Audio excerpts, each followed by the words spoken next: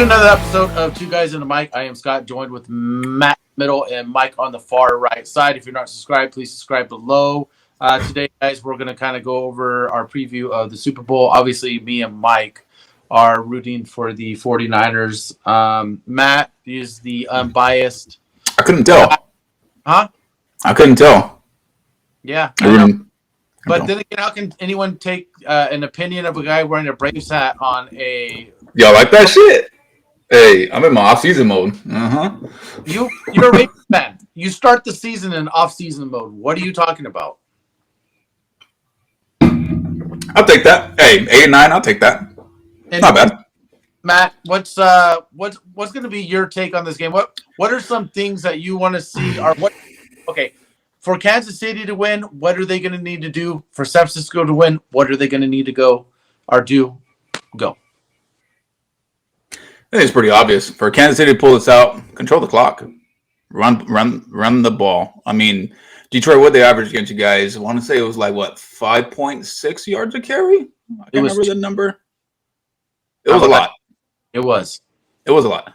But, I mean, they don't employ that same scheme that Detroit does. You know, the zone run scheme. They get on the outside, and it's more Pacheco, run it up the middle. It's just have to play bully ball, man, and keep it away from you guys. Keep that offense off the field. But I honestly don't see that happening. If you guys come on, stop that run, Mahomes being down, his left guard. I mean, they said he's doubtful to play. So Andy Reid's gonna have to scheme up a lot of things for Rashee Rice. I mean, as far as being receiver, Rashee Rice is the only reliable one there outside of Kelsey. He's tight end, but he's not that creative, and I don't know if he has that in him against your guys' defense. I mean, you guys' defense the past 2 weeks hasn't been great, but I mean, I'm just going for the Chiefs in general. I mean, I just like both teams. I'm just going for the Chiefs. They're the last hope to get it done. Yeah. Against what is it? The Bang Bang Niner game? You guys fucking hear that song all around town. So, and I ain't trying to hear it all off season. Oh no, you're gonna hear it win or lose. So for me in this game, I think the difference is really going to have to be Purdy. You know, obviously Mahomes is going to make his plays. The guy never, like in these big games, he never throws interceptions. The Kansas City is the one thing about Kansas City, they turn over the ball. Brock Purdy obviously had that ugly interception against the Lions. He should have had a couple of picks against Green Bay. I know the weather was bad, but I don't think that really should have mattered. I mean, when you're throwing and the guy's cutting the route, like clearly it's a bad throw. It's a bad decision. So against this City defense, which is just extremely underrated, he's going to have to be very, very patient, and he's going to have to probably get some balls into some very tight windows, although he did lead the NFL in tight window percentage completion. I'm not too worried about it, but the one thing Kansas City has is they do have the corners to match up very well against San Francisco's wide receivers.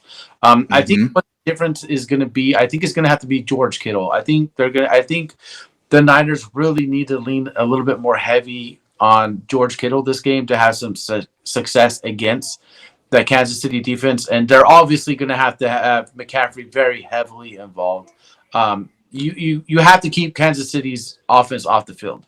Like, if you let Mahomes, I understand, like Kansas City's offense hasn't been the same, but they've been very good in these playoffs. It's not as explosive as it used to be, but they can sustain drives. Yes, even though they didn't score any points in that second half game against Baltimore, they ate up a lot of clock because they didn't try to take the big plays. It was 4 yards to Kelsey here, 4-yard run by Pacheco here, you know, a 5-yard pass, you know, to Scantling. Like, it's just, that's basically what Kansas City's offense has been doing. I noticed in these playoffs is they're just taking what the defense gives them. So I got a feeling they're going to do the same thing against the 49ers. 49ers are going to have to obviously shore up that run game because Pacheco, yeah, he might be a 7th-round guy. He's not super flashy, but dude runs hard, and he will run through you. And if the 49ers are not prepared to take him down on the first hit, it could spell disaster. Matt, what were you saying? What was Detroit's average against the Niners on a run game? What'd you say? It was like 5.6 a clip. yeah, 5.6 a clip, and Green Bay was kind of. I think actually Green Bay was over 6. McCaffrey's the X factor. We all know that. Best running back in the NFL still. Kansas City was what, 16 or 17 on the run? Exactly. But up the middle, that's where you start getting into trouble. Chris Jones. You don't want Chris Jones dictating what McCaffrey can and can't do. The outside stretch run, whatever you guys do to get him, you guys need to get him in space, get him out on the edges, get him against those defensive end and linebackers. Like Scott said, those linebackers aren't very good. The back end, safety and corners, Darius Sneed's really good. I think they're number 4 in the pass, right? And then they're top 5. They're very stout against the pass. Yeah, yeah. That's something that San Francisco cannot do. Number one, I don't think they need to get into they can't get behind. If they go down 10, 13 points and are having to start forcing to throw the ball, that Kansas City defense is I got a feeling they're going to make a play. They're probably going to cause a turnover. Mm-hmm. And it could be lights out for San Francisco. So I think from the get-go, I think there's 2 options that Kyle Shanahan can do. And I think from the get-go, I think he should do some play action. I think it's going to be a lot of play action. Yeah, I think you really are going to have to keep that Kansas City's defense honest, even if you're not having success with running the ball. I think San Francisco first drive, just come out trying to make a couple big plays, which Kansas City, their defense was the best at not giving up the big plays. They just do not give up those 20-plus plays. On the other hand, San Francisco lives on those big plays. So, to me, also one of the X factors is going to be, okay, Kansas City's defense hold the Niners to very limited big plays, or can Shanahan dial up some stuff and get those big plays and perhaps start really eating up some of the clock, keep Patrick Mahomes off the field, don't let him get into a rhythm, and hopefully, like, the one thing, can't kick field goals this game. I think the team that gets held to the more field goals loses this game. Mike, we haven't really gotten your opinion on this too much.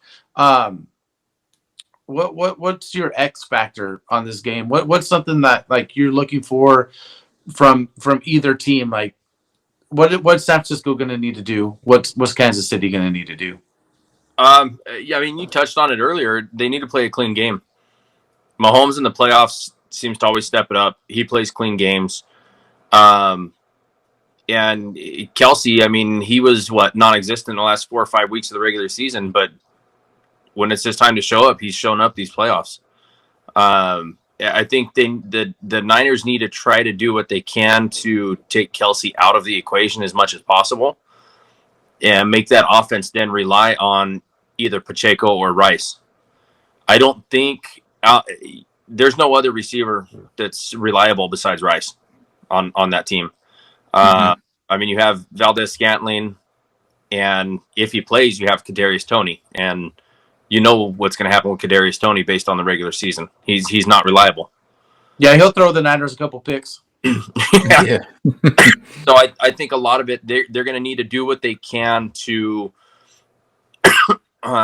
limit and take out Kelsey as much as possible. Put it on somebody else's shoulders. Because Kelsey's been there before. Mahomes has been there before. Kelsey knows what it's going to take.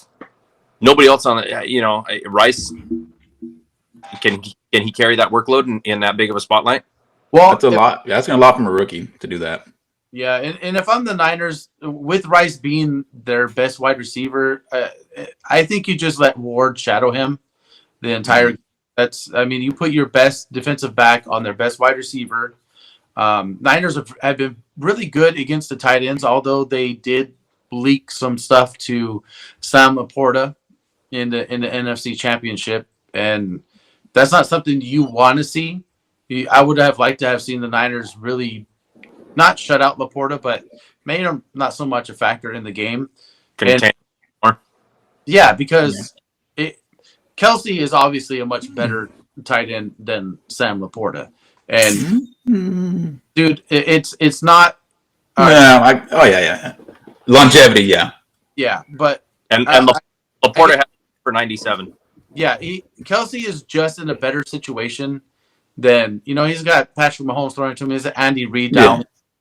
down, this offense. Do you guys think Pacheco for Kansas City has the chance to be the difference maker? Like in this game, he runs hard, but the one thing they don't do is they don't run that outside zone scheme that Detroit had all that success, both Detroit and Green Bay. So if Niners really only have to worry about Pacheco up the middle, I think they can pretty much hold him to under 4 yards a clip. And if that starts becoming the point where you don't have to worry about the run like at all, I think the Niners defense will definitely slow down this Kansas City offense and hold them. I would like to see actually. I want to know if San Francisco went back and looked at that tape of the chip because they interviewed Harbaugh. Harbaugh said we see some things that we can stop on their offense, and sure enough, they made the adjustments and shut them out in the second half. Just unfortunately, Baltimore couldn't get it done. That Kansas City defense, some bad decisions by Lamar Jackson. Well, Baltimore held Pacheco to less than 3 yards a run. Well, yeah. Baltimore. No. Yeah, no, I understand that, but like you said, is San Francisco looking at tape and what did they do on defense? Well, Kansas City doesn't have Jahmyr Gibbs. The one thing that screwed the Lions, Jahmyr Gibbs fumbling, and I hate the fact that they didn't put him back on the field in a spot where he can redeem himself. That's where it kind of got like I just didn't like that call. You got a young running back who's explosive. What is he running, like a 4.2? And I told Scott before that game, who's going to give you problems is Jahmyr Gibbs. And homeboy was lighting you guys up. And then that fumble took him off. But who's coming back this week for the Chiefs, and I think he could be a bigger X factor than Pacheco. Not in the red zone, I'm talking between the 20s. And that's old boy Jared McKinnon. Yeah, totally. I'm not going to say he's going to be, I'm not going to say he's going for 150 yards, but key plays, key catches, you know what Jared McKinnon does. He comes up with the key. Out of the backfield. Yeah, he's that back out of the backfield as a speed guy to the edges. So it gave you guys a little bit of fits week and a half ago. So that could be a little X factor right there too. Although Montgomery actually played better than Gibbs, stat-wise. Oh yeah, yeah, he but did. You got to admit, who had the more? It was obviously it was. Yeah, no, Gibbs for sure. Yeah, and the thing I don't like about Matt, what you were talking about right now, I'll never understand the coach's decisions to if a player fumbles and permanently take him out of the game. I've never understood that. It's like if your quarterback throws an interception, you're going to take him out of the game because he turned the ball over. Mm-hmm. Up to that point, he was making a big impact on the game. Huge. Really big impact. Huge impact, yeah. And this is a young man. You know what I mean? Mm-hmm. And he still made a big impact on the game. Yeah, but he's a young man, and confidence are you giving him by not putting him back? You're basically saying, well, we don't think we think you're going to mess this up again, so we're just going to keep it. It's like that can really ruin a young man's confidence. And Detroit is at that point now with their rebuild that they're going to need Gibbs, and they're going to need Gibbs healthy and even fully, more. Yeah, and stuff like that is not the way to go about it. Like, just stop with this whole benching guys for fumbling. Now, if he fumbles twice, maybe back-to-back series, we can have a different conversation. But he fumbled once. Don't get mad at him, because you went for him on fourth down and didn't get it, and the Niners scored. Yeah, he's one of the reasons one of the guys that got you there in the first place. So it was kind of a bad mistake. But back to this game. So did going for it on fourth down. Twice. But back to this game, I think I'm saying got them there. Oh yeah. Back to this game, I honestly think another X factor. I'm going to say, I hate to say it, I'm going to get both ways. I see Debo. I know you said Kittle with the linebackers, and that's a prove it point. Their linebackers aren't very great. But Debo, a lot of play action, a lot of movement, sideline to sideline. Get him on that slot corner moving. Just get him in motion. Get him in motion. Get him the ball in space. They can cover. Those corners can cover. But you get that slot corner moving, whether you play in the zone or man, and Debo with that speed, just get him the ball. Ayuk, I don't think he's going to be much. I mean, he'll do his thing, but I don't think he's going to do much. But I think Debo can be the bigger X factor than Ayuk in this game. Well, the 49ers offense averages almost a full yard more when he's playing. He is, you're right, he is a huge difference maker, and it's not so much because he's going to sit there and burn your corner or anything like that. It's just Shanahan is really good about dialing him up, like what you said, and to get him open. And when that dude gets going, the dude's like a fullback. Like you watch him, like guys just bounce off him. It's insane. So yeah, man, I totally agree with you on that one. I could see Debo also being an X factor, but we're gonna find this out here in a couple days. But I'm looking forward to this rematch. I think it's going to be another exciting game like the one from 2020. I just hope it has the different outcome because God, I cannot. Did you? They did the Madden simulation today. Did you see what it was? That's why I won. Then Kansas 30-28 Kansas City. Is gonna be a squeaker. I don't think either team. I think the biggest lead we're going to see in the game is 10 points at any given moment. I think that's how close of a game this can be. Now, one thing we were talking about before we started the podcast was the injuries to Kansas City's offensive line. So a little stat: there's going to be 165 cameras at the game. Yeah, that's how how did you many. find that out? Huh? How the hell did you find that out? You got inside information. I got my source, man. They're gonna have 165 different cameras, and I bet you Kansas will hold shit at a Bosa and gets away with it. I think so. I can't remember the gentleman's name, but the right tackle for Kansas City is. I want to say isn't he the highest? Yeah, he holds a lot. Yeah, and you ever see him? He starts his movement a lot way before the fucking ball's hiked, and it always happens with the Raiders. I was like, how's that not false start? And I know what you're talking about. I can't remember his name. I guess the way it's not false start. I guess something about him not moving his second foot. Yeah, he's only moving one leg, and you watch actually a lot of linemen, particularly tackles, that do that. Where they're kicking that outside leg, they're already taking that step back. It gives them that little edge to have a step up on the rusher. Yeah, I personally think I think they need to change that. It should be a false start. Yeah, movement on the line whatsoever. There's any movement at all. It's a false start. It should be. Yeah, but I think